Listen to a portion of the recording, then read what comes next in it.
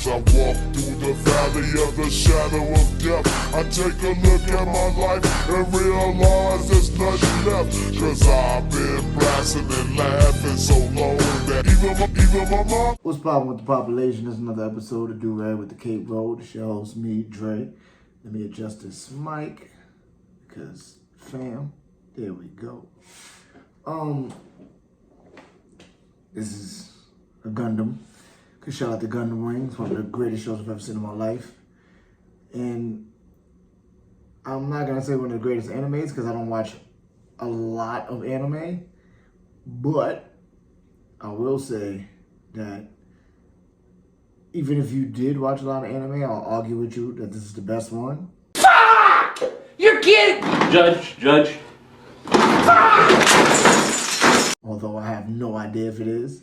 I mean, but honestly, I can't say I have no idea that it is when you consider the fact that it's my opinion. Like, I think the thing that we forget about with belief is that you're the only person that gotta believe it. Like, I don't need for you to validate my beliefs. I'm good. But I appreciate you coming out. Well, clicking on to watch the new video. Thank you for coming. I'm here to talk about your boy, Tim Balls to the Wall, because he's your girl, Kamala Top Cop Harris, VP choice. I got a bone to pick. He's from Minnesota. He's a white man. That's about all I know. I need you to remember, bro, I don't know white people, so... I know a little bit more that we're going to get into. But, yeah. Let's get to it. Because, you know, the election is soon approaching. And everyone is manufacturing joy for their respective picks. It can't be stated enough that upholding a duopoly, regardless of whatever side you represent, yields no results. The reason being that both sides uphold the interests of people with money and the ability to curate influence. People are very binary and adversarial in their thinking. This mic feels tall as hell. Or did I shrink? Whatever. They believe that this system we currently adhere to is God, and we cannot forsake it. They forget that this system that we begrudgingly adhere to works only if we participate in it. That's got to be racist. There's no way. I'm going to just keep it real. There's no way that is like of our culture.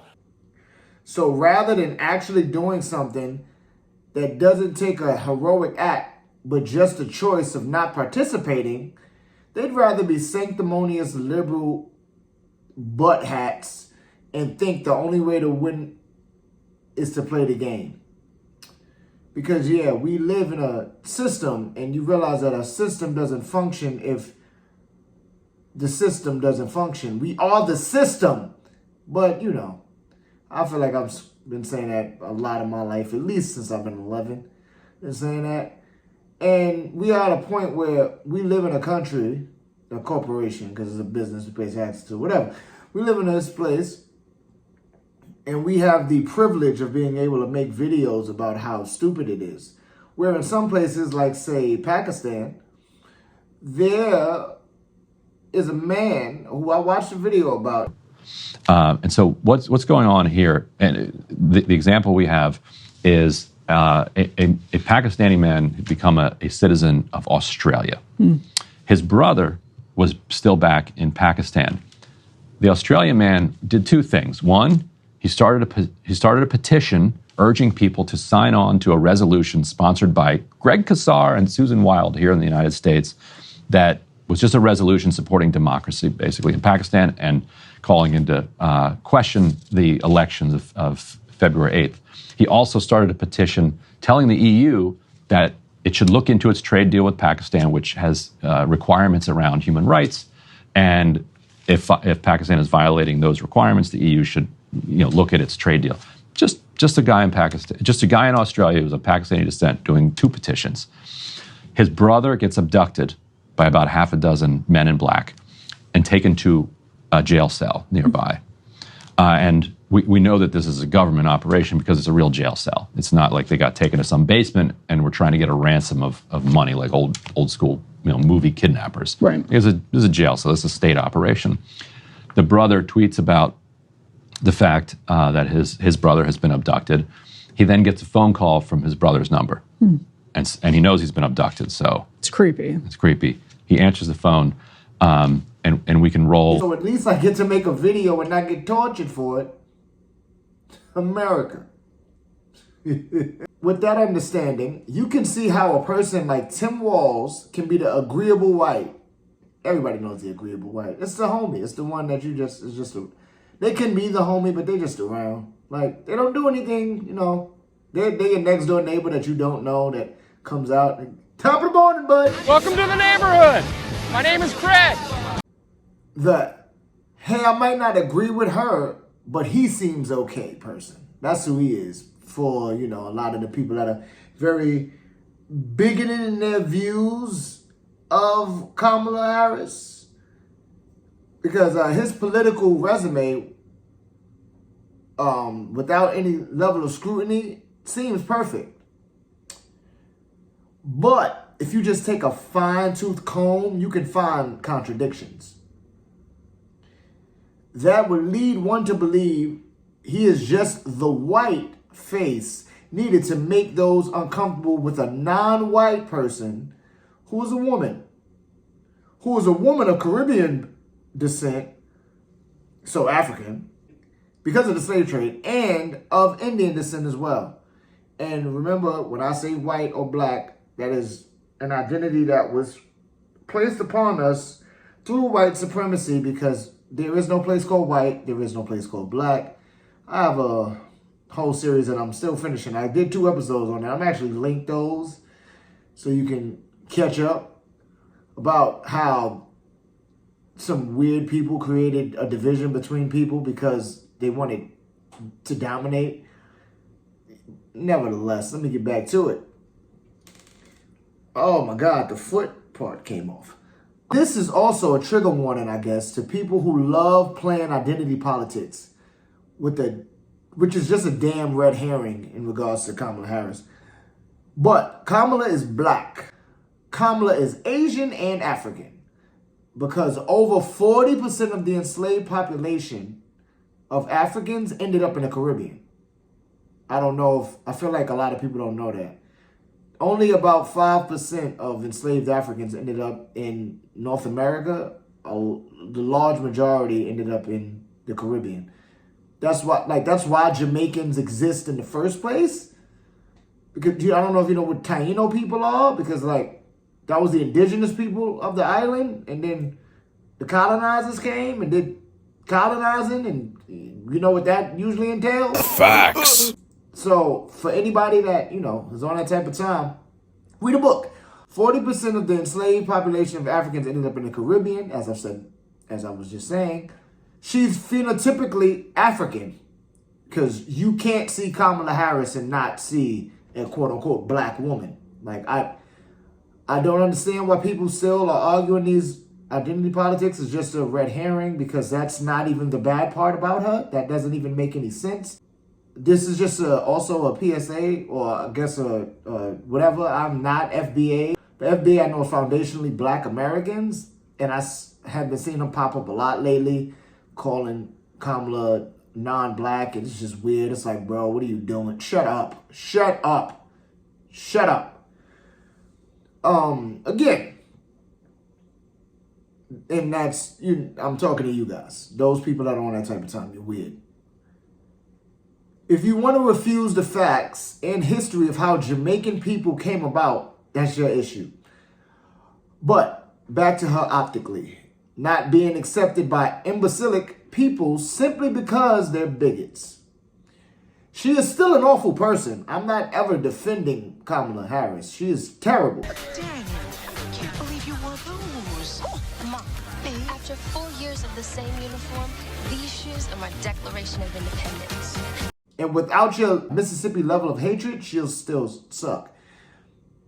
The power structure needed a way to sell you her coconut fascism in a way that would be palatable. So they got insert white guy. In comes what the system loves undeniably. What, man?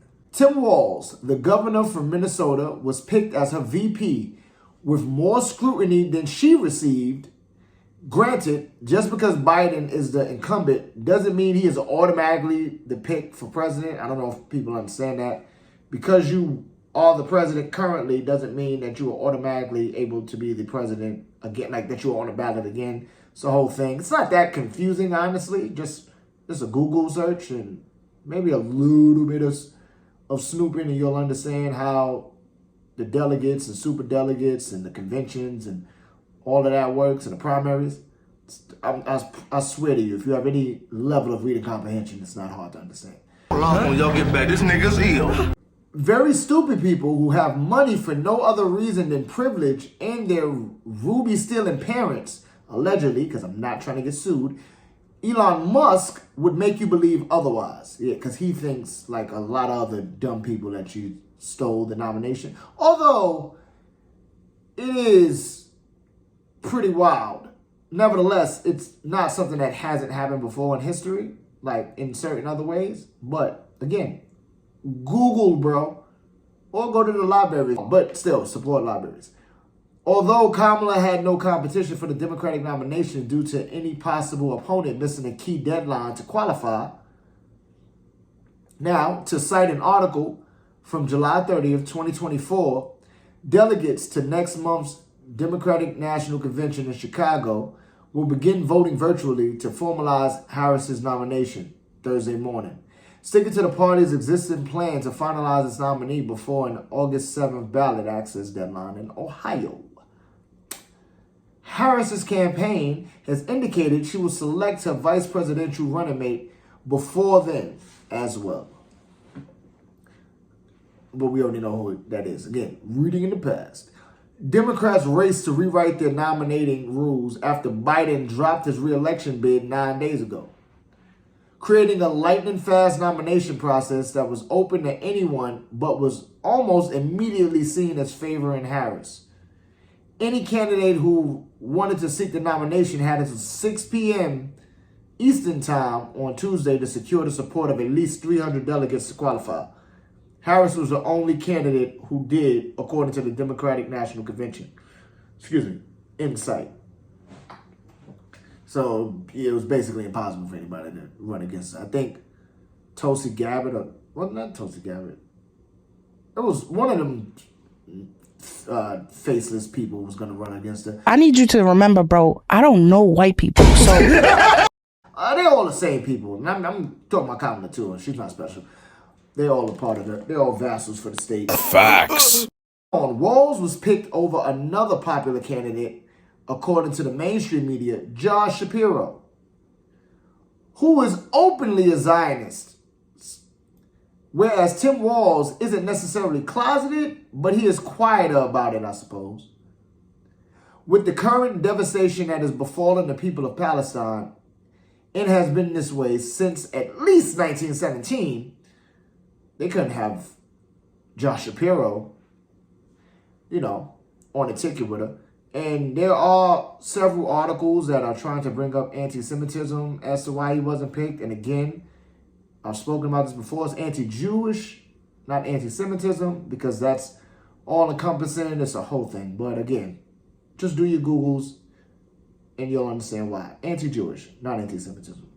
Zionism and Judaism have absolutely nothing to do with each other, but Zionists will attach themselves parasitically to Judaism so that you cannot disparage the nationalistic belief system that is calling for a genocide. Judaism is not to blame, Zionism is. Always remember that. But it wasn't anti-Jewish why Josh Shapiro wasn't picked.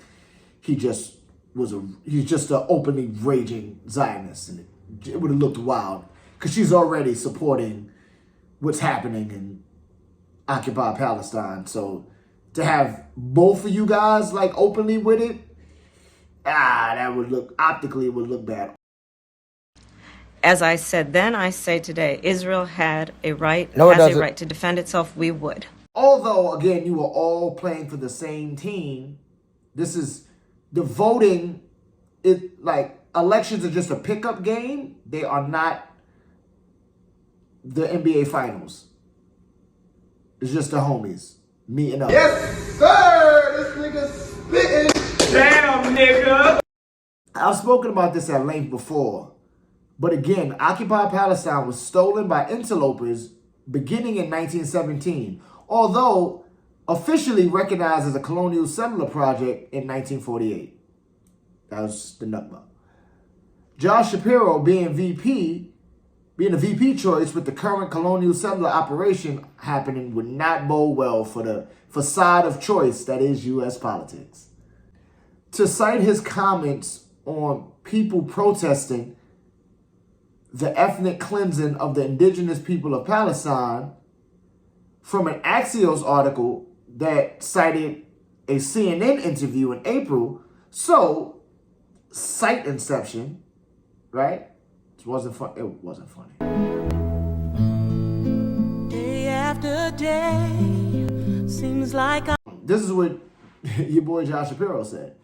We have to query whether or not we would tolerate this if this were people dressed up in KKK outfits or KKK regalia. Insight. Nobody pulled up to a Free Palestine protest dressed like this, but I ain't gonna lie, bigotry, hatred, all of that evil stuff aside, that fits hard. So again, there was a whole people being slaughtered, right? Like, unequivocally, like that's just what's happening, being slaughtered. Their culture is being destroyed. It is a full-blown G-word happening. Ethnic cleansing, everything going down. There's people here who have like some humanity, at the very least. And I'm like, bro, like, can you just stop doing that? Like, can we just like stop doing the thing that you're doing right now? Like, they claim like, what is like over 40,000? It's probably in the hundreds of thousands at this point. When you consider how dense like the area that is actually allotted to the people is, when you consider what they're doing in the West Bank and all that, it's a lot. Like, they've destroyed all the mosques, all the colleges, all the churches, because I think people forget that there are like there are Arab Christians, destroyed all the churches. They've destroyed a lot of historical sites. They're eradicating their existence. And people are just like, can you just kind of just stop? Like, just, I mean, you know, at the very least, ceasefire? Like, Everybody love everybody! Come on! And he's like, yo, y'all protesting? That's wild. Imagine if the Klan did that. What would the Klan, who would be, outside of psychopaths, who would be sympathizing with the Klan? Shut up, bitch! Josh, you're an idiot. That is why Tim Walz is just what the Democrats needed to further the optics of white hegemony and American exceptionalism. On the front end, Tim looks to be a regular run-of-the-mill politician, which still sucks. Who was a former military, he was a social studies teacher, that was like my favorite class in school, and a high school football coach. Essentially, he's a white savior for the totalitarian structure. Tim Walz is Mark DeCascos from Only the Strong. I need everybody to look up Only the Strong. Why don't you let the kid go? I just told you. This is family matters. None of your damn business. Who is this? First of all, I ain't a teacher. Second. But you should watch that movie, because that's basically Tim Walz. And shout out to Capoeira. And Banana Way.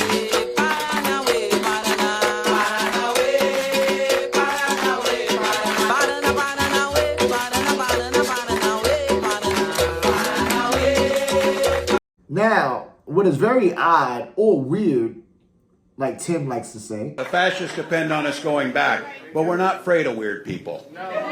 Outside of wanting to further the imperialist machine, is a few things I'm going to bring up about Timmy.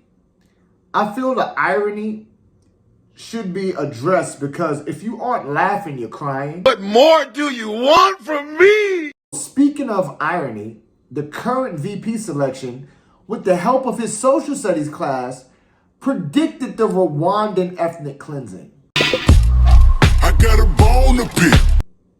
like the genocide in Rwanda, like Hotel Rwanda starring the great Don Cheadle. Like, his class predicted that. So, to cite a Newsweek article, as the story goes, Walz was teaching geography at Alliance High School in Nebraska when he assigned his class a project to study the conditions that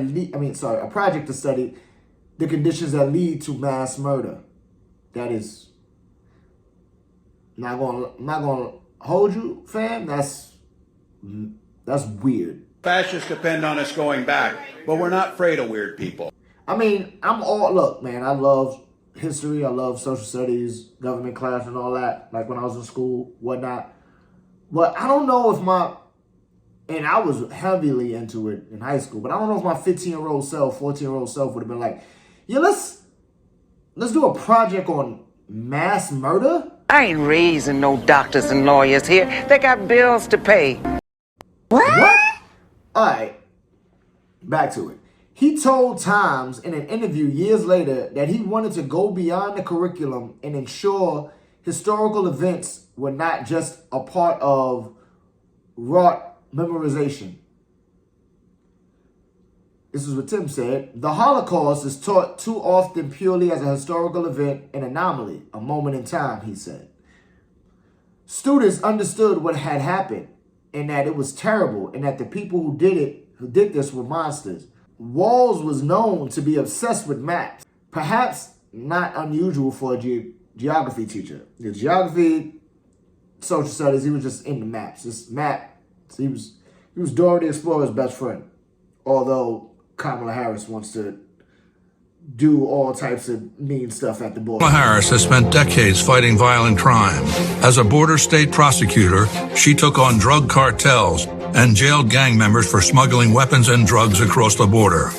As vice president, she backed the toughest border control bill in decades. And as president, she will hire thousands more border agents and crack down on fentanyl and human trafficking. Fixing the border is tough. So is Kamala Harris. I'm Kamala Harris, and I approve this message. And an early adopter of the Geographic Information System, or GIS software, which allows users to display data related to positions on the Earth's surface. According to the Minnesota Reformer, for his 1993 class of high school sophomores, Walz had them build maps using GIS data about food insecurity, tribal violence, because that's a misnomer, that tribal violence and ethnic divides to predict when the next genocide might occur. Again, what? Now, to his point, when taught about the Holocaust, even though living in New York City, you learned about it. I went to the Holocaust Museum as a kid.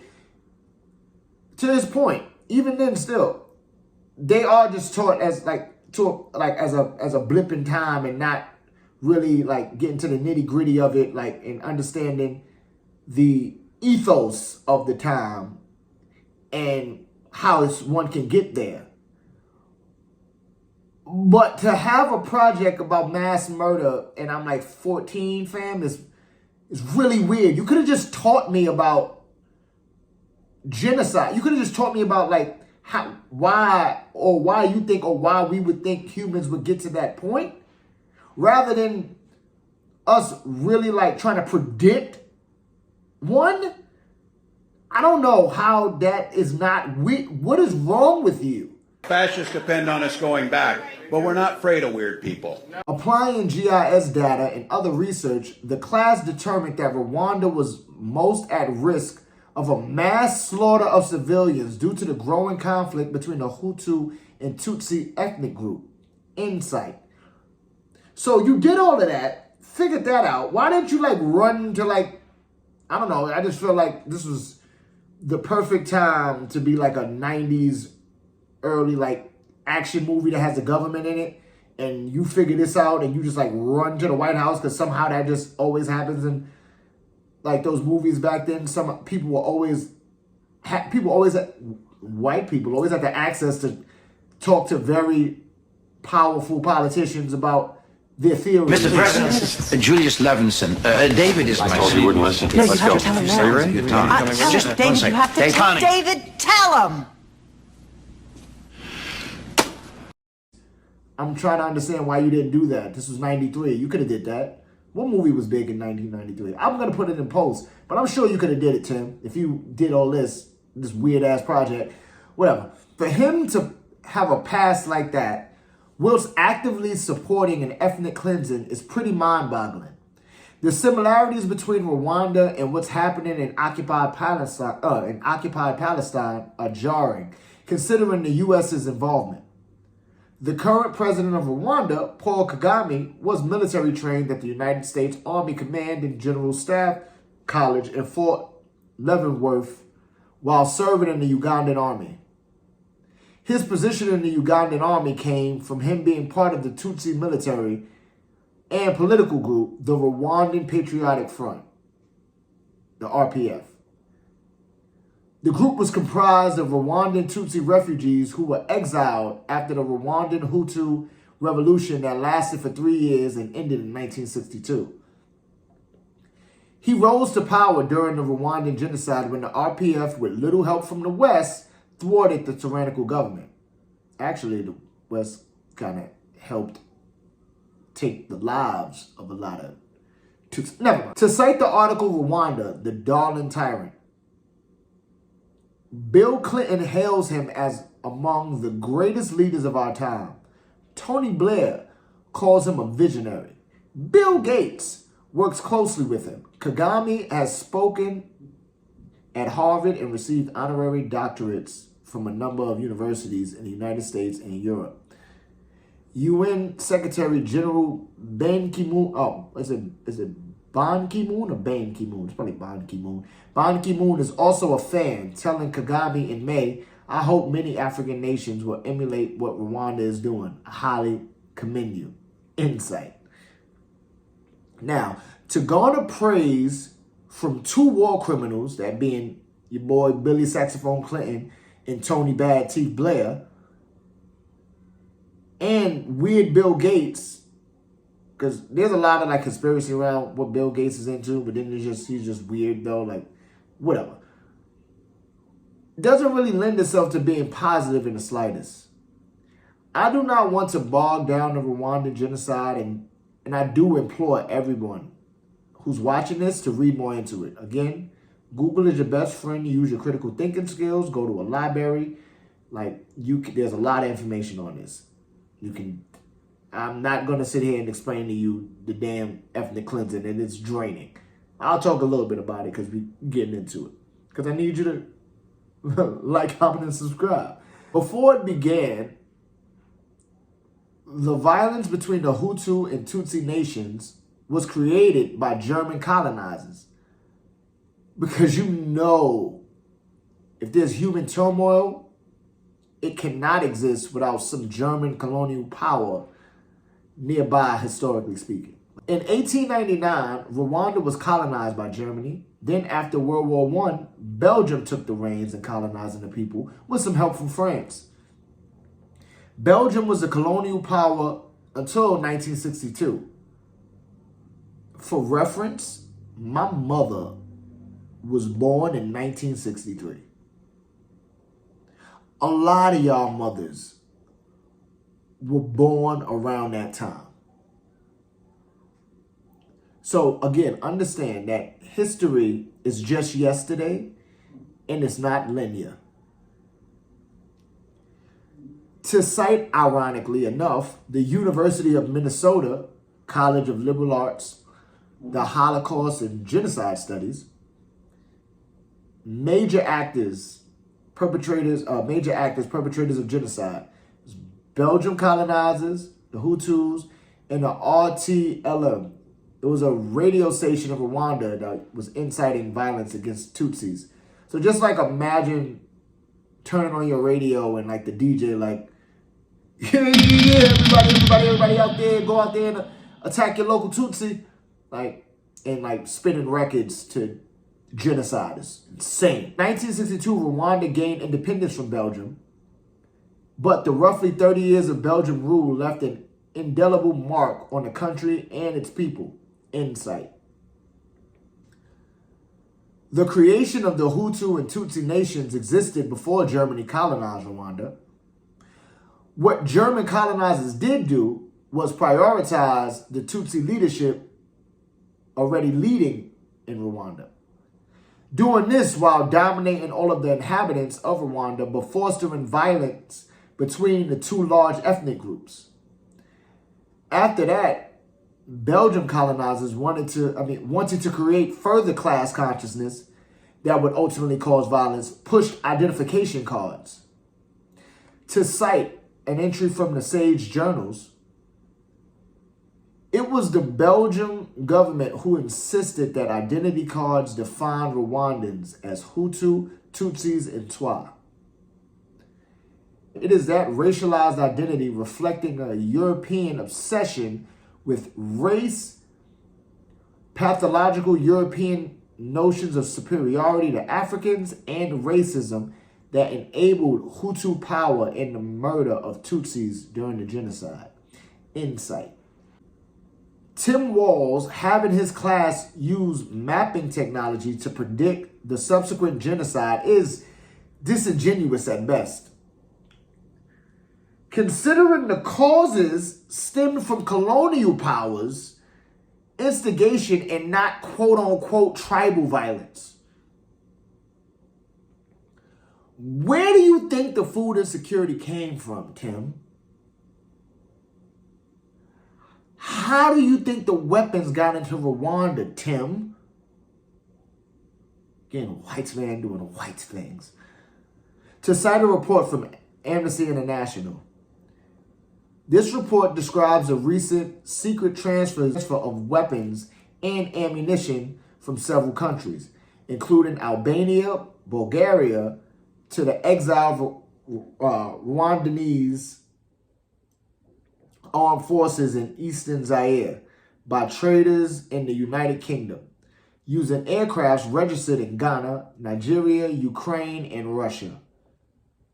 In Zaire and other countries, commanders of these exiled forces who were responsible for crimes against humanity and acts of genocide last year have purchased or negotiated transit facilities for these military supplies. They have been able to evade the February 1995 United Nations Security Council call for suspected perpetrators of genocide to be arrested and tried in cooperation with the International Tribunal on Rwanda. The exiled army and militia have been given bases to regroup and receive military training. This training involved not only Hutu exiles from Rwanda, but Hutu exiles from Burundi as well. The exiled Rwandese armed forces have used imported weapons and ammunition to commit further human rights abuses, particularly political killings. Insight. I'm really trying to get this foot thing on the damn toy. Insight, sorry. Let you know that was, now I'm reading my words. Also, of course, the colonial settler project named Israel was involved in arming factions during the Rwandan genocide in 1994. Yes. Because of, yes, right? Right? But as of 2016, their Supreme Court has the documents still sealed that exposes the ramifications of their participation, according to the Times of Israel news website. And speaking of them, of course Tim Walz aligns with Zionism by being pro-colonial settler project. I don't know if you can tell that this smile is fake. So you know he had to keep tradition by denying Palestinian voices. Tim Walz, before his position in the political theater mattered on a global scale, praised uncommitted voters who were protesting the current genocide in occupied Palestine and the West Bank, showing at the very least acknowledgement to the strife of those fighting for peace. To cite a Middle East Eye article, These are voters that are deeply concerned, as we all are. The situation in Gaza is intolerable. And I think trying to find a solution, a lasting two-state solution, certainly the president's move towards humanitarian aid and asking us to get a ceasefire, that's what they're asking to be heard. And that's what they should be doing, Walz said. Now, to interrupt me citing this work, please understand the talk of a two-state solution is a Zionist non-starter talking point. How can someone justify telling people at home to give someone a set of keys indefinitely? Yes, sir! This nigga spitting. Damn, nigga! What? Alright, this is now Walz speaking. We've gone through this before, and we know that now we make sure we've got 8 months to the election. We start bringing these folks back in. We listen to what they're saying, the governor added, insight. Months later, his tone changed when, again, citing this same Middle East Eye article, Sana, the chapter lead and educational coordinator for American Muslims for Palestine, or AMP, Minnesota, Sana told MEE the Palestinian community had been trying for months to arrange a meeting with the governor to talk about the devastating losses in Gaza and their demands for an arms embargo on Israel. When they did manage to arrange a meeting with the governor for early July through the Council on Islamic American Relations, or CAR for short, it was canceled even before it began. Insight. So again, talking out of both sides of your neck, fam. Is it Uchi Wally Wally or is it one mic? You were saying uncommitted voters who were protesting the ethnic cleansing and the decimation of a people were right for doing so. We need to get a ceasefire and two-state solution. And then they came to you with like proper talking points, wanting to sit down with you, and you're like, yeah, sure. No. You's a liar, fam. But back to it. So he, like his running mate, are talking out of both sides of their neck while people are actively losing their necks. He's been doing it for months and months, along with you. Would you do anything differently? For example, would you withhold some U.S. weapons shipments to Israel? That's what a lot of people on the progressive left want you to do. Let me be very clear. I'm unequivocal and unwavering in my commitment to Israel's defense and its ability to defend itself. And that's not going to change. But let's take a step back. October 7,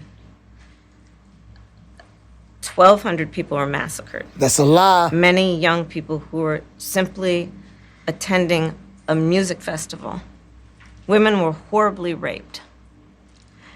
One end, they are staunch pro-colonial project participators, overseeing the funds and weapons going to cause harm in occupied Palestine.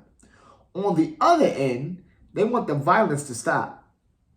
Again, is it Uchi Wally Wally or is it one mic? Far too many innocent Palestinians have been killed. And we have got to get a deal done. We were in Doha. Mm-hmm. We have to get a deal done. This war must end. And in the meantime, and we must get a deal that is about getting the hostages out. I've met with the families of the American hostages. Let's get the hostages out. Let's get the ceasefire done. But no change in policy in terms of arms and so forth. No, we have to get a deal done. Dana, we have to get a deal done. When you look at the significance of this to the families, to the people who are living in that region, a deal is not only the right thing to do to end this war, but will unlock so much of what must happen next. I remain committed since I've been on October 8 to what we must do to work toward a two-state solution, where Israel is secure and in equal measure, the Palestinians have security and self-determination and dignity. How can you call for an end to the violence you are materially enabling? What? Like, what type of time are you on? His response to protests run the power structure gambit, with calling the National Guard as a final effort to quell the protests of the police extrajudicial killing of George Floyd in 2020. People oddly try to praise him for waiting so long to use one of the arms of the police nation we live in. Yeah, it's weird when you read articles about that it kind of frames it like he was just, I mean, people were protesting and looting or whatever. When he just his last resort, he just had to call the National Guard, which is very weird. Fascists depend on us going back, but we're not afraid of weird people. Rather than materially dealing with the issue of the police nation from the beginning, take into account, he is also praised for the free lunch program he initiated in Minnesota, right? Like, if you look up Tim Walz' list of things he did in Minnesota, that's one of them that they talk about. They talk about it with a smile. The idea of that program, though, was created from stories of Philando Castile paying for children's meals while he was a cafeteria supervisor at J.J. Hill Montessori Magnet School. He was extrajudicially killed by the police for following the rules. And I am not going to show you that video, and I do not advise you to watch that video, but it is very jarring. His mommy actually used those stories as motivation to start a fundraiser to cover the delinquent school lunch bills of kids. She helped pay off about $200,000 worth of debt. Side note,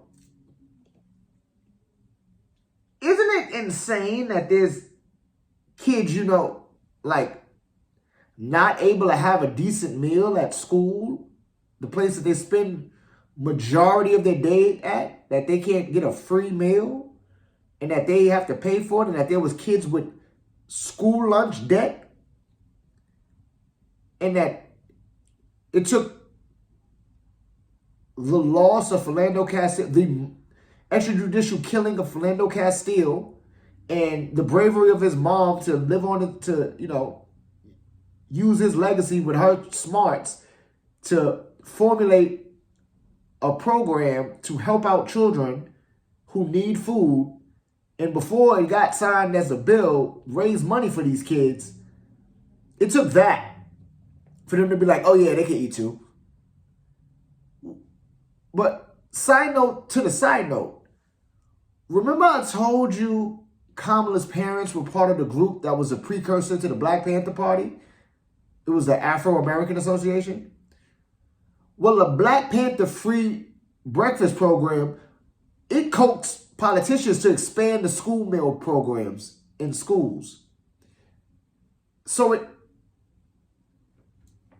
takes dire straits of a class of people that you don't care for, but that still contribute to the system, for you to do something about it, because you're like, I mean, yeah, okay, we got to eventually they're going to work for us or be in our prisons or something, or be in our military. We got to give them something. Do you not see why the only way to stop something is to stop something? We live in a society that operates through a system. The system is us.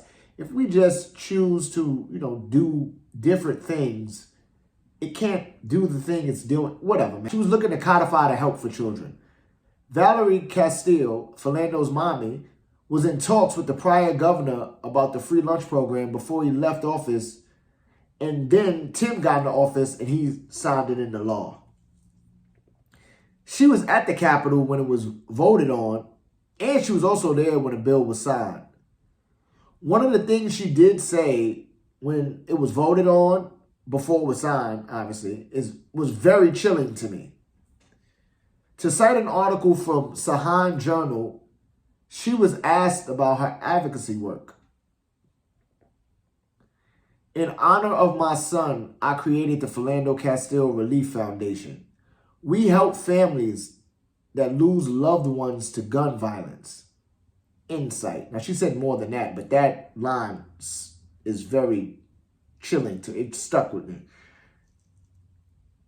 The we help family that lose loved ones to gun violence, it's like her son was liquidated by the state. He lost his life complying to a person who's an officer of the law. Her son is on a long list of people who were liquidated by the police nation due to a system constructed off of bigotry. Usually the statement she used is said by someone addressing senseless gun violence, which is the fault of a few things that lead themselves back to, everybody say it with me, capitalism. But with Philando, the law and order arm of the totalitarian monster was what took him away. Damn. Now, this wasn't a misguided person who was a victim to subpar educational options, food options, and living standards. This was someone who wears a badge and decided today your life isn't as significant as you believe. How can Tim, the white man, honestly stand next to Kamala, someone who has done her part in protecting and promoting the police station, and claim that he cares for the people? But he's also with the top cop, who, if you just look up her record, I mean, one of my faves is she fought to make sure people who were incarcerated for nonviolent crimes didn't get out.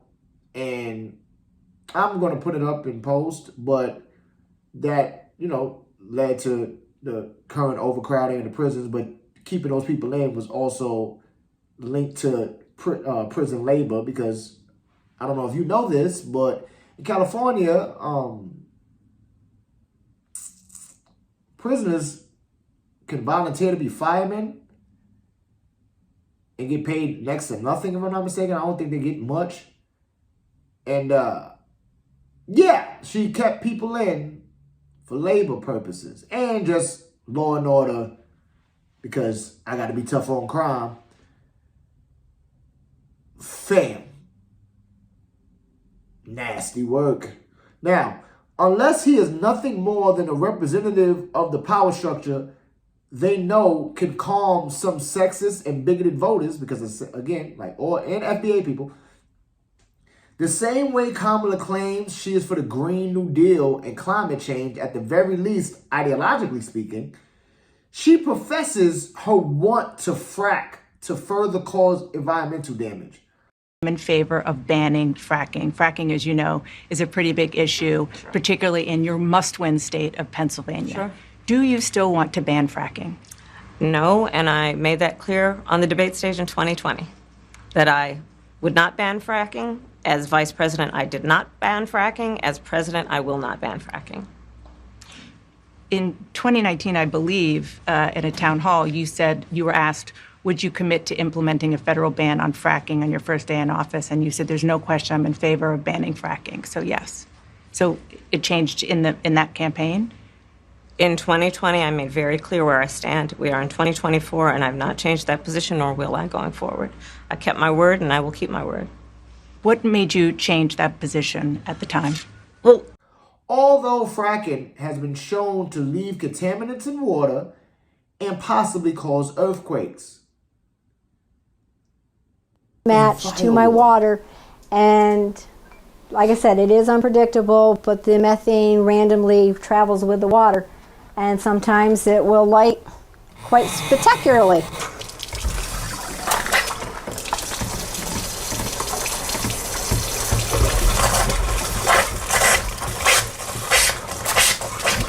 Just like that.